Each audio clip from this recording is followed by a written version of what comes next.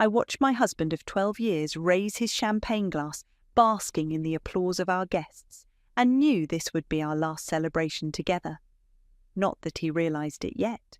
My name is Alina, and I'd spent the past month planning this promotion party down to the last detail. The crystal glasses caught the evening light perfectly, casting prismatic shadows across our open-concept living room. The catering was immaculate, the guest list carefully curated.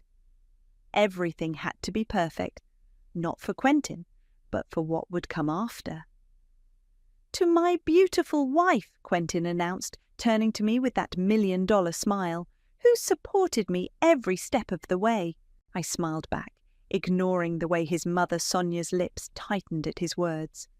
She stood near the marble fireplace I'd picked out 3 years ago, wearing an expression like she'd tasted something sour. "Darling," she cut in, stepping forward, "don't forget to thank the board members who are here tonight. They're the ones who recognized your potential." I took a slow sip of champagne, watching the dynamic play out. 12 years of watching, really. 12 years of being the quiet, supportive wife who gave up her interior design career to support his dreams, who hosted the parties, remembered the birthdays, managed the social calendar that kept him climbing the corporate ladder. "Of course, Mother." Quentin turned away from me, launching into another speech about corporate synergy and future prospects. His sister Stella sidled up to me, designer heels clicking on the hardwood floors. "Quite a spread you've put together, Alina, though I might have gone with the other catering company. You know, the one that did my husband's CEO celebration." "This one suited our budget better," I replied mildly, watching her eyes narrow at the implied financial comparison. The party flowed around us like an orchestrated dance. Quentin's brother Trevor worked the room, probably hunting for job leads. Stella's husband bragged about his latest acquisition. And I kept smiling, topping off glasses, playing the perfect hostess while catching snippets of whispered conversations. "Can't have someone so ordinary representing the family now. Executive position requires a certain image. Time for him to upgrade in all areas." Around 10, as the last board member left, Sonia made her move. She cornered me in the kitchen while I was arranging leftover hors d'oeuvres into containers. "Alina, dear, we need to talk." Her voice dripped with artificial sweetness. "Quentin, come here." My husband appeared, slightly drunk and loose-limbed. He wouldn't meet my eyes. "Now that Quentin's made executive vice president, certain changes are necessary," Sonia continued. "The family has discussed this at length. You've been adequate as a wife during his climbing years, but this position requires someone more suited to high society." I set down the container I was holding, very carefully. "I see." "Don't make this difficult," Quentin finally spoke, still looking somewhere over my left shoulder. "We've already found you a nice apartment downtown, 3 months paid rent, very generous severance package." "Severance package?" I repeated, "like I'm being fired from a marriage." "Don't be crude," Sonia snapped. "We expect you to be out by the end of the week. The house will need to be ready for redecorating." I looked around our kitchen, my kitchen, taking in the custom backsplash I'd designed, the high-end appliances I'd researched for months.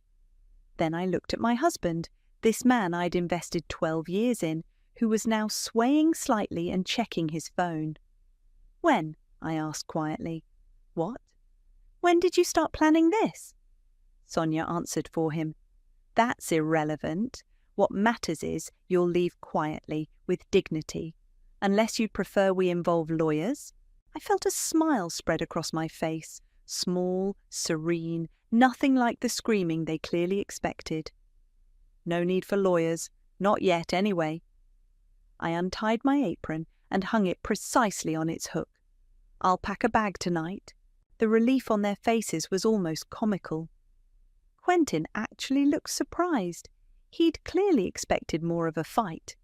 But then, he'd never really known me, had he? Not really. Not the way my grandmother had, when she'd taught me about protecting myself, about playing the long game. Well, I said, heading for the stairs, I should start packing. Alina, Quentin called after me, a hint of confusion in his voice. You're taking this better than expected. I paused on the third step, looking back at them. Mother and son, standing in my kitchen, already discussing paint colours and renovation plans. Oh, I believe in karma, I said softly, and karma always collects its debts. They laughed, the sound echoing off the imported Italian tiles I'd spent months sourcing. Let them laugh. They had no idea what was coming.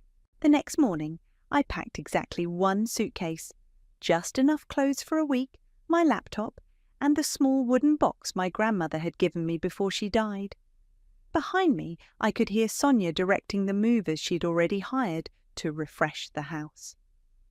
Alina, darling, she called up the stairs, don't forget to leave the spare keys on the counter. I pulled out my phone and dialed a familiar number. Lincoln, I'm ready for that meeting now. Finally, my lawyer replied. I've had the paperwork ready for months. Downstairs, I found Quentin in his home office, already interviewing interior designers. A young woman with perfect highlights was spreading fabric swatches across his desk. I'm heading out, I announced from the doorway.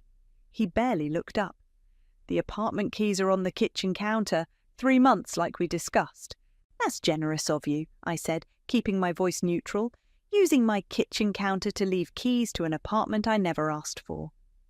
That made him look up, confusion flickering across his face. Your kitchen? Alina, don't start being difficult now. Wouldn't dream of it. I turned to leave, then paused. Oh, by the way, your mother might want to hold off on hiring contractors, just for a day or two. Before he could respond, I walked out, leaving my house keys on my kitchen counter. I didn't need them anymore. Lincoln's office was exactly as I remembered it, all dark wood and leather, with a view of downtown that my father used to love. He stood as I entered, giving me a quick hug before getting down to business. You've got perfect timing, he said, pulling out a thick folder. The property tax assessment just came in, adds another layer of legitimacy to our calculations. I sat down, opening my grandmother's wooden box. Inside were the original deed to the land, the construction contracts, and, most importantly, the agreement Quentin had signed 3 years ago without reading, too busy with a conference call to do more than scribble his signature where I pointed.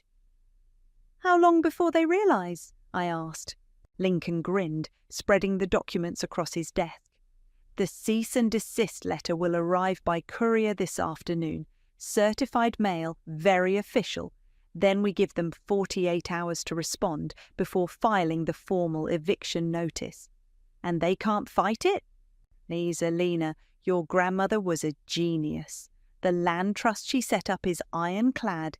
You own the land outright, and that ridiculous temporary transfer of property rights agreement Quentin signed gives you full control of the house too. He leaned back, looking satisfied. They don't have a legal leg to stand on. My phone buzzed. A text from my friend Gianna. Just saw Q's relationship status change to, it's complicated. Want me to do some digging? I showed Lincoln the message. Think it's too soon? For what you've got planned. Perfect timing. Let them dig their own graves first. I texted back, yes, but quietly. The rest of the day passed in a blur of signatures and legal documents. By evening, I was checked into the Four Seasons, not the sad little apartment Quentin had arranged, when my phone exploded with notifications. First Stella, what the hell is this legal notice? Call me immediately. Then Trevor, sis, we need to talk. This isn't cool. Finally, Quentin, my lawyer says this is a joke. Please tell me it's a joke. I turned off my phone and ordered room service instead. The salmon was excellent. The next morning, I met Gianna for coffee. She slid her tablet across the table, showing me a fresh Instagram post. Quentin at last night's charity gala, arm around a willowy blonde, wearing a dress that probably cost us more than that apartment he'd tried to stick me with. Meet Desiree, Gianna said.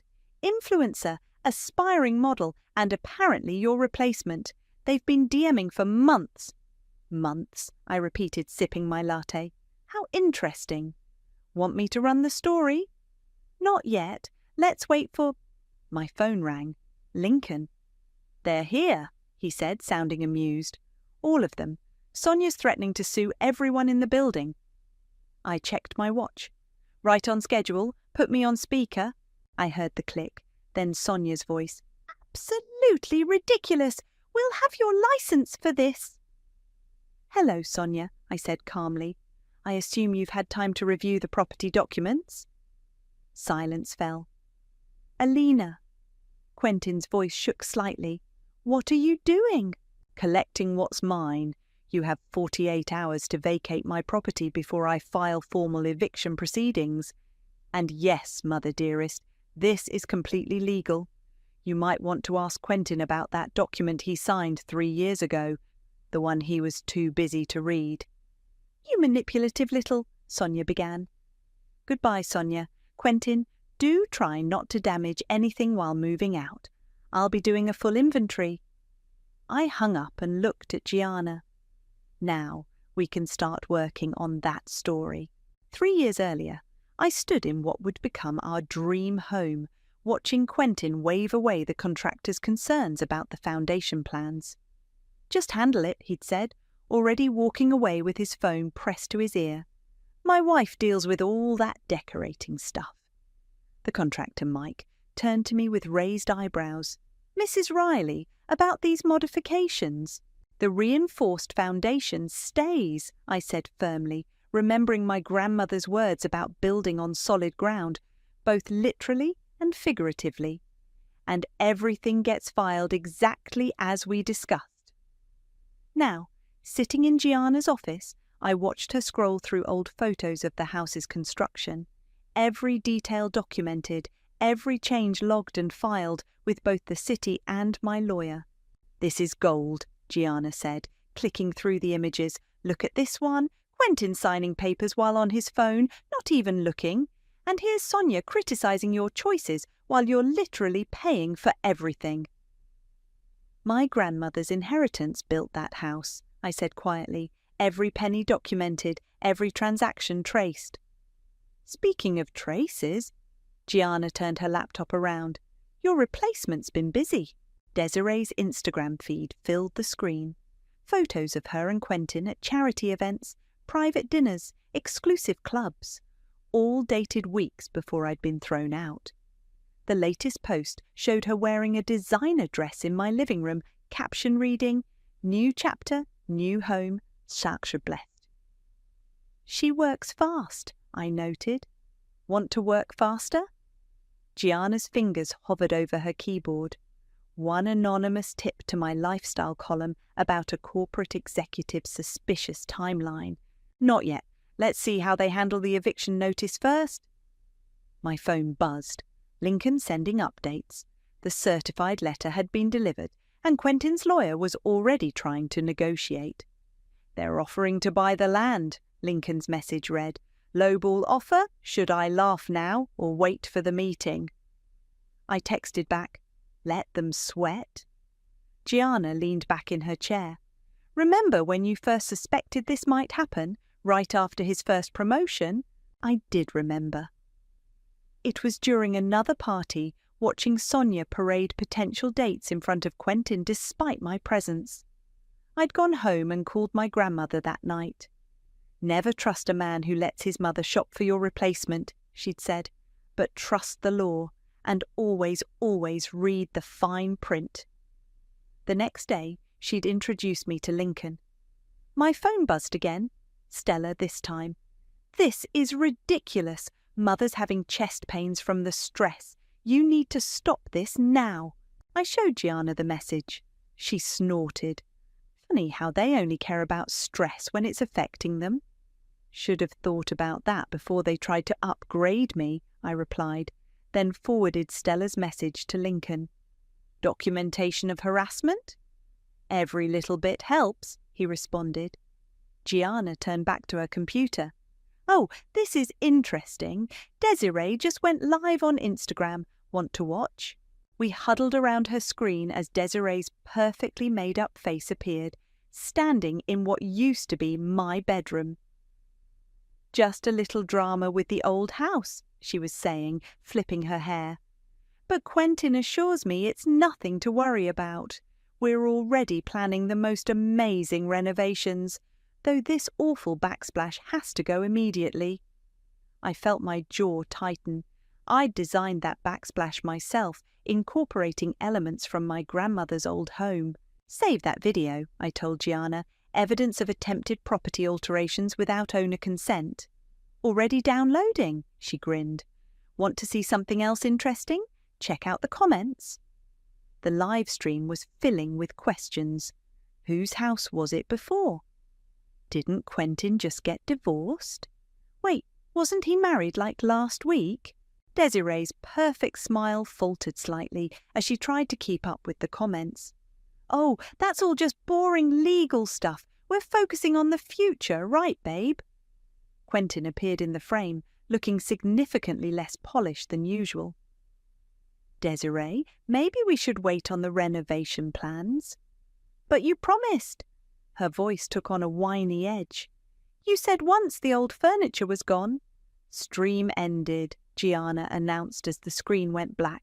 Trouble in paradise already. My phone lit up with another message from Lincoln. They're trying to file an emergency injunction. Want to tell them about the back taxes they owe on the property they've been occupying without a lease. I smiled, remembering all those documents I'd carefully filed away. Give them the full bill, every penny, including interest and penalties, especially those. I stood up, gathering my things. Time to show them exactly what they're dealing with. Where are you going? Gianna asked. To watch my house. I have a feeling they're about to do something stupid. And I wanted front row seats when they did. Gianna's article dropped at exactly 9 a.m., The Dark Side of Success, When Ambition Destroys Marriages. No names mentioned, but anyone who knew us would recognize the story. I read it from my hotel room while watching the security camera feed from my house. My phone rang almost immediately. Have you seen this? Stella's voice was shrill. This is slander. Hard to be slander when it's all true, I replied calmly, and there are no names mentioned. Everyone knows it's about Quentin. His office is getting calls. I watched the security feed as a moving truck pulled up to my house. Speaking of Quentin, why are there movers at my property without my authorization? Silence on the line. Stella, you might want to tell them to stop. That's breaking and entering now. She hung up. On screen, I watched Sonia rush out to stop the moving truck while frantically dialing her phone, probably calling their lawyer again. My own phone buzzed with a text from Lincoln. Their lawyer just called. They're claiming adverse possession. I actually laughed out loud. Tell them to check the property tax records, every payment made from my personal account. While waiting for the fallout, I scrolled through social media. Desiree had been busy, posting filtered photos of herself redesigning my house. The comments were getting increasingly hostile. Isn't this the house that other woman built? Way to move in on a married man. Gold digger alert. Desiree's response was to post a tearful story about haters and jealous people who don't understand true love. She tagged Quentin, who hadn't responded. Around noon, a massive bouquet arrived at my hotel room, no card. I called the florist. Oh yes, the clerk said cheerfully. Mr. Quentin ordered those, said to tell you he's ready to negotiate. I sent the flowers back with a note. Negotiations closed. Eviction proceeds as planned. Then I ordered 3 identical bouquets sent to their lawyer's office, each with cards reading, "Thank you for your continued cooperation in the eviction proceedings." Gianna called mid-afternoon. You're trending locally. Quentin's company's getting hammered on social media. Someone leaked that he's dating an influencer half his age while evicting his wife. I didn't leak that, I pointed out. No, but Desiree's posts did. She's not exactly subtle. Gianna paused. Oh, and your mother-in-law just tried to have me fired. Tried? My editor laughed her out of the building. Apparently, she's been calling everyone who might have influence, trying to suppress the story. It's only making more people interested. I checked my security feed again. Sonia was pacing in my driveway, gesturing wildly while on the phone. Trevor had shown up and was arguing with Quentin on the front lawn. They're turning on each other, I observed. That's what happens when you build relationships on status instead of loyalty, Gianna said. Speaking of status, Quentin's company just released a statement. She sent me the link. We are aware of the personal matters involving our executive team and are handling them internally. We remind the public that private legal disputes should remain private. My phone buzzed with another text from Lincoln. They're offering double the property value. Not for sale, I replied. Triple?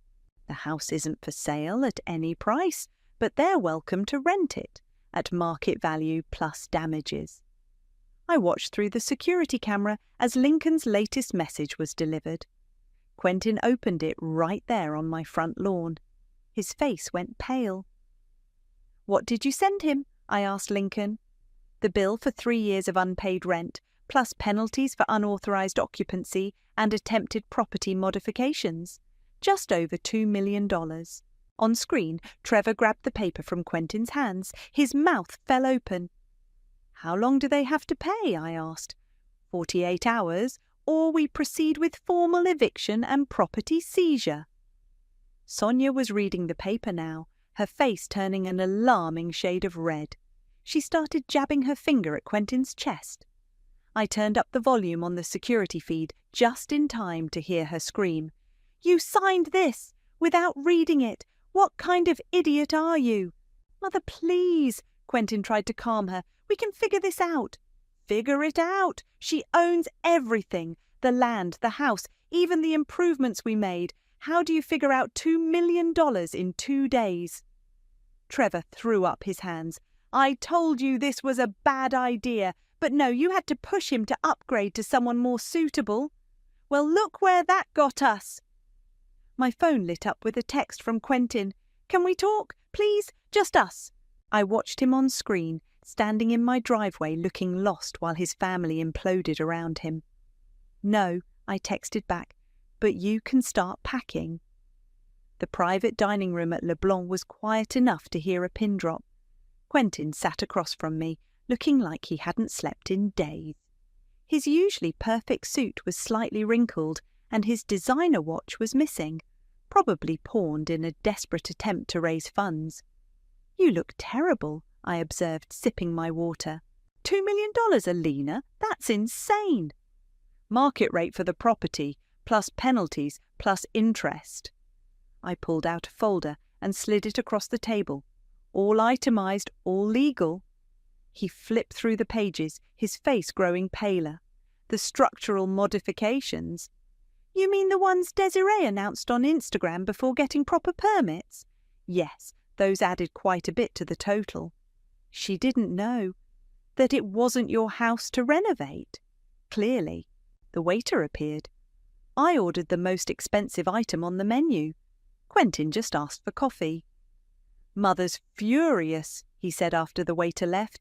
She's talking about suing you for emotional distress. I actually laughed. Please encourage her. I'd love to countersue for harassment. Stella and Trevor aren't speaking to either of us. They're saying we ruined the family's reputation. Funny how quickly family loyalty crumbles when money's involved. His phone buzzed. He glanced at it and winced. Desiree's not happy either. She thought that she was getting a ready-made luxury lifestyle. I finished for him. Instead, she got a man who can't even afford his coffee right now. I can still pay for coffee, he snapped, then deflated. But the company, they're putting me on administrative leave. Something about public relations concerns. Karma's interesting that way. He leaned forward, desperate now. Look, I know I handled this badly. Badly? I cut him off.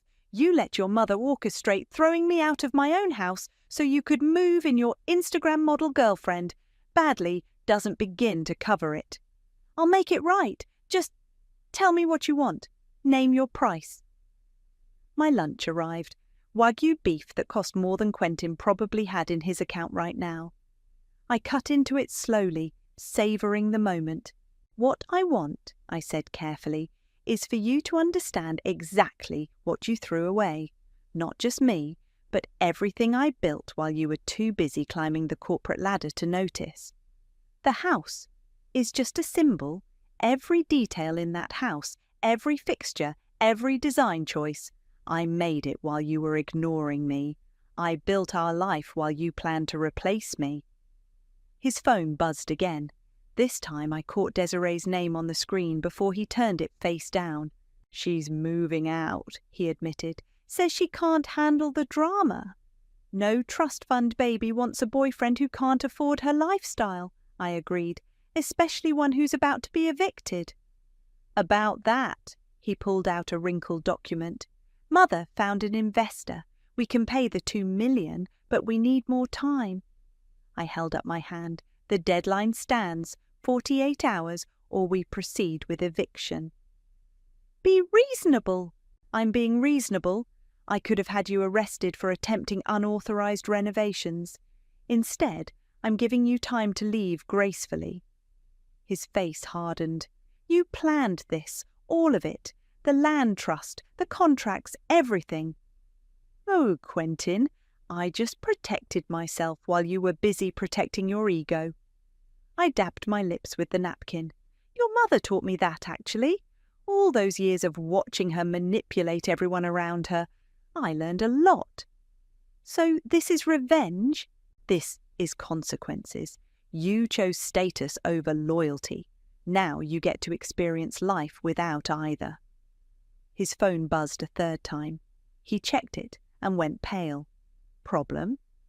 Desiree, she just posted about finding evidence of your premeditated financial trap in the house. She's threatening to expose you. I smiled and pulled out my own phone, showing him the cease and desist letter Lincoln had already prepared. You mean the evidence she obtained by breaking and entering?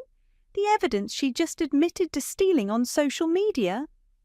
Quentin put his head in his hands. When did you become so calculated, strategic, or just unwilling to be discarded? I stood up, dropping my napkin on the table. Check's on you. Consider it the first installment of what you owe me. Alina, please. 48 hours, Quentin. And tell Desiree that if she posts one more thing about me or my house, she'll be hearing from my lawyers next.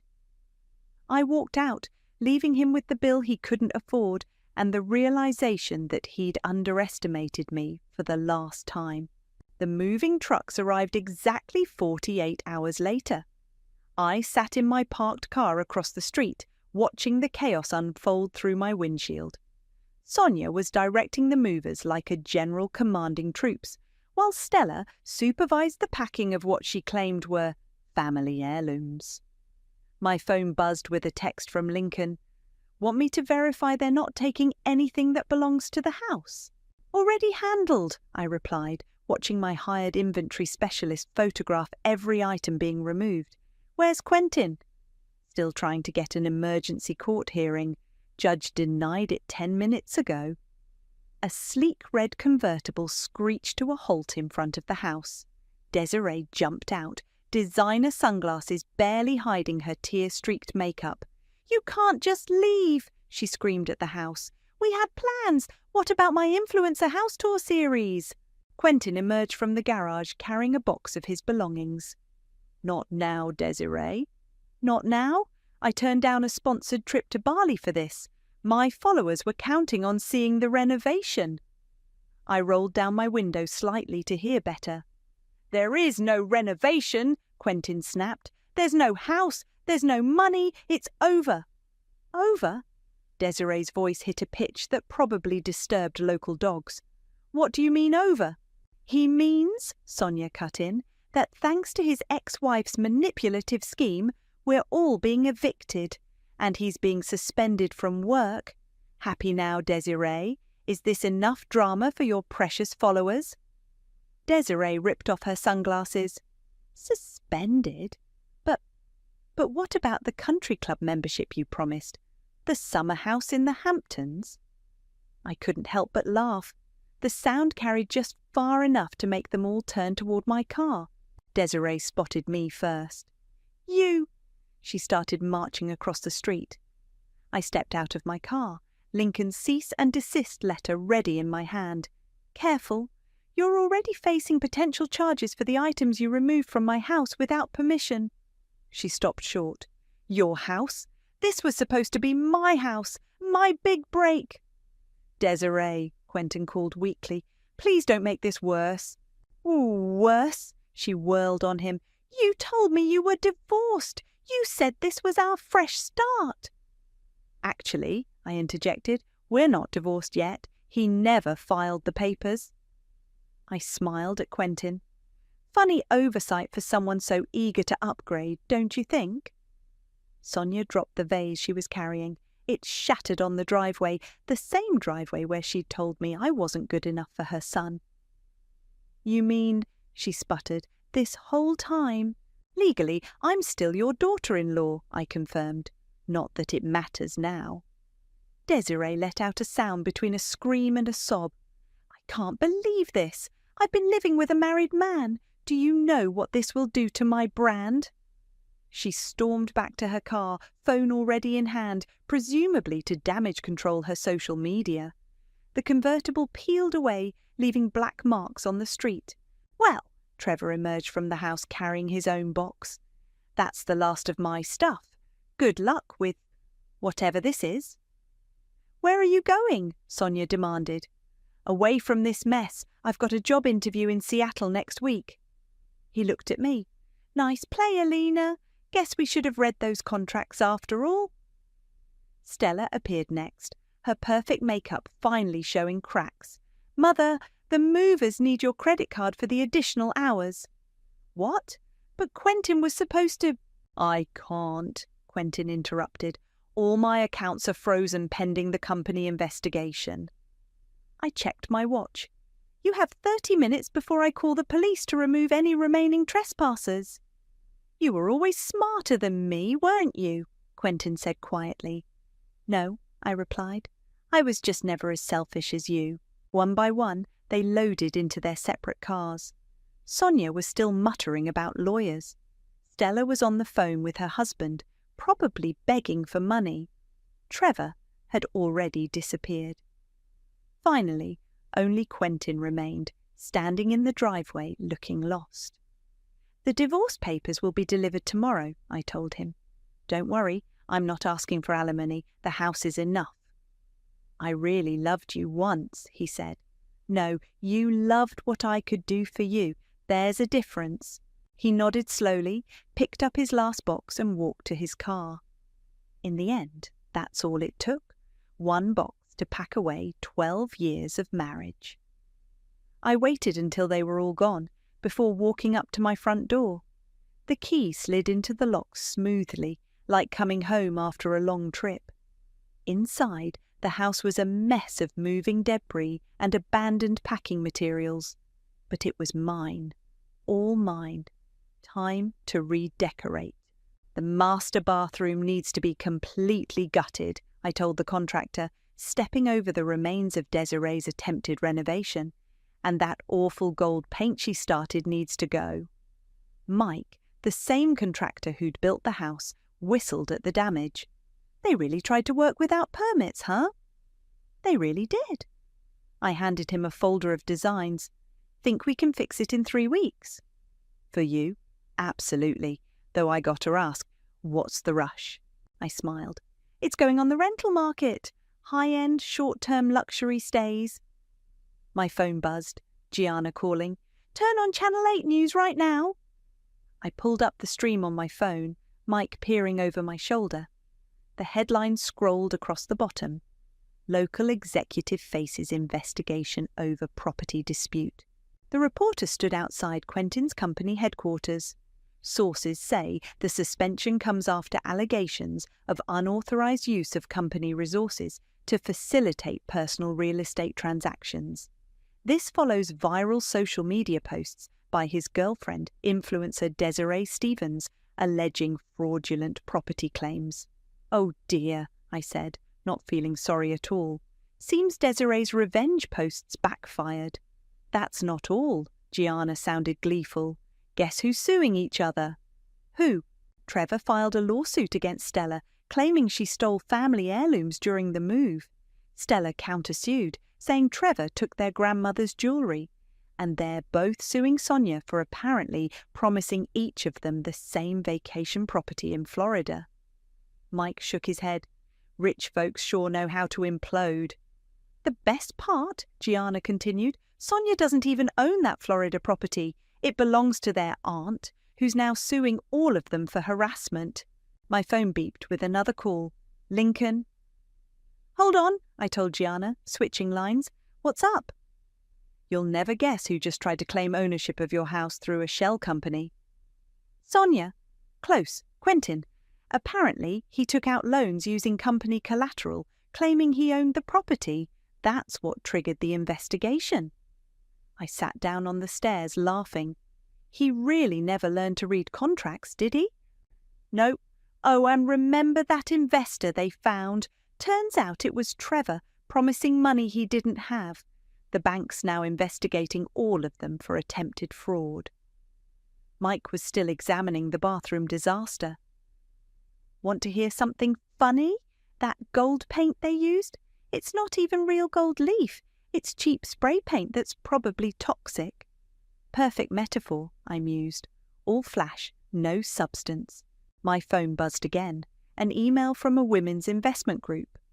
They wanted me to speak at their next conference about property rights and financial independence. "Lincoln," I said, "remember how my grandmother always said, 'Knowledge is power'?" "Hard to forget. She made me promise to teach you everything I knew about property law. Think it's time to pass that knowledge on?" "Speaking circuit could be interesting, especially with how viral your story's gone." I looked around what used to be my marital home, seeing it with new eyes. "Schedule the speaking engagement, but first, let's make this place truly mine." Over the next few weeks, I watched my house transform. The gaudy additions were stripped away, replaced with clean lines and quality materials. Every change felt like erasing another memory of betrayal. Gianna kept me updated on the fallout. Desiree's influencer career imploded after her followers discovered she'd been living in a married man's house. Quentin's company fired him after the loan scandal broke. Sonia had to sell her own house to cover legal fees from all the lawsuits. "Karma's really going all out," Gianna said over coffee one morning. "Did you hear about Stella?" "What now?" "Her husband's divorcing her. Apparently, all this drama made him realize she's just like her mother." I stirred my coffee thoughtfully. "You know what the crazy part is? None of this would have happened if they'd just treated me with basic respect." Speaking of respect, she slid a magazine across the table. "Your story's inspired quite a movement. Women are checking their property rights, updating contracts." The article's headline read, "The House She Built, How One Woman's Story Sparked a Financial Independence Revolution." My phone lit up with a text from Lincoln. "Final paperwork filed. The house is now officially registered to your new company. Want to hear the best part?" "What's that?" "Your first booking? It's for a women's empowerment retreat. They specifically chose your house because of its story." I looked at the magazine, then at my phone, thinking of my grandmother's wooden box of documents that started it all. "Book them," I replied, "and send them a welcome basket. Something that says, 'Build your own foundation.' After all, every woman should know how to protect what's hers." The autumn breeze carried the sound of laughter through my open windows as I finished arranging fresh flowers in the foyer. My first retreat group would arrive in an hour, and everything had to be perfect. My phone buzzed. A text from Gianna. Turn on the local news now. I clicked on the TV just in time to see Sonia being escorted from her country club, her membership card cut in half. The caption read, "Local socialite banned after payment dispute." Guess she couldn't afford the dues anymore, I murmured, straightening a throw pillow. The doorbell rang. Lincoln stood there, holding a thick envelope and grinning. Special delivery. More legal documents? I stepped aside to let him in. Better, remember that shell company Quentin tried to use to claim ownership of the house? He pulled out several papers. It just got seized by the bank, and guess who they're selling the assets to? I raised an eyebrow. You, at pennies on the dollar. Apparently your story impressed some people in their executive board. Karma really does have a sense of humour, I said, just as my phone rang. Unknown number. Alina? Stella's voice was barely recognisable. I need your help. I put the phone on speaker. That's unexpected. My husband, he's doing to me what we did to you. His mother wants me out, says I'm not good enough anymore. She choked back a sob. You were right, about everything. And? Would you teach me how to protect myself? I shared a look with Lincoln. Come to my first retreat. Learn with everyone else. I can't afford. Consider it Karma's payment plan, I interrupted. But Stella, this time, pay attention to the fine print. After she hung up, Lincoln handed me one last document. Speaking of Karma, Desiree's being sued by her sponsors for breach of contract. Apparently, living with a married man violated their morality clauses. The doorbell rang again. This time it was Mike the contractor carrying a small package. Found this behind the wall when we were fixing the bathroom, he said. Thought you should have it. Inside was my grandmother's old journal, which I'd thought lost during the move-in years ago. A bookmark stuck out from the middle, a handwritten note in her elegant script. Dear Alina, if you're reading this, you've finally taken back what's yours. I always knew you would. Power isn't about control, it's about preparation. Love, Grandma. Lincoln picked up his briefcase. Ready for your first group? Almost. I walked to the kitchen where a row of gift baskets waited. Each contained a leather-bound notebook, a copy of Property Law Basics, and a small wooden box, just like my grandmother's. Teaching them your secrets? He asked. Teaching them their power, I corrected. A final text buzzed through. Quentin, I heard you're helping Stella. After everything we did. I typed back. It's not about revenge anymore. It's about breaking the cycle. Then I blocked his number. Cars started pulling up outside, women arriving for the retreat. Through the window, I watched them step out, looking up at my house with hope and determination in their eyes. Miss your grandmother? Lincoln asked softly. Every day? I picked up her journal. But I think she'd be proud, not of the revenge, but of what you built from it, he finished. The doorbell chimed one last time. This time it was Gianna carrying a stack of folders. Registration forms? I asked. Better? Letters? From women who read your story? They're asking for more retreats, more workshops. She spread them across the kitchen island. You started something bigger than revenge, Alina. You started a revolution. I picked up one letter, reading the desperate words of another woman facing what I'd faced. Then another, and another. You know what the best revenge is? I said, gathering the welcome baskets. Teaching others how to avoid needing it in the first place. The front door opened as the first guests entered, their voices filling my house with new energy, new purpose. Stella slipped in last, looking smaller without her designer clothes and attitude. I handed her a basket. Welcome to your foundation. She looked confused. I thought this was about property law. It is. I opened my grandmother's journal to the first page. But first, we build ourselves, then we build our houses, then we build our futures. the room filled with women ready to learn, to grow, to protect themselves. My house, once a symbol of betrayal, transformed into a beacon of empowerment. I touched the journal's worn cover one last time before addressing the group. Ladies, welcome to the house she built. Let's begin.